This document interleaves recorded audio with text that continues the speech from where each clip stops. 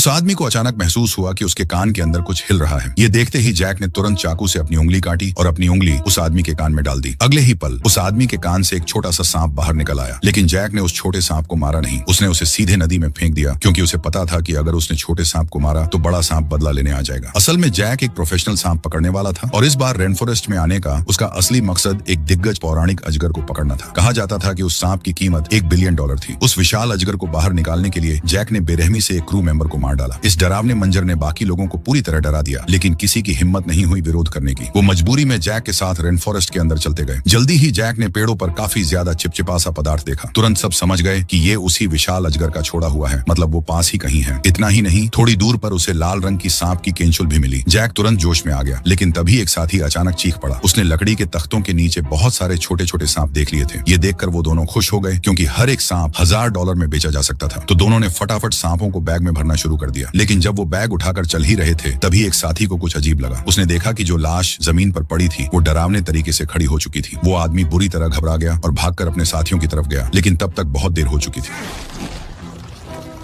इधर एक और साथी सांपों से भरा बैग लेकर नाव की तरफ जा रहा था। तभी उसने एक बड़े पेड़ के पास एक विशाल सांप देखा। उस आदमी को लगा कि सांप के पेट के अंदर कोई इंसान है और वो बड़ा सांप सीधे उसी को घूर रहा था। डर के मारे वो आदमी भागना चाहता था, लेकिन अगले ही पल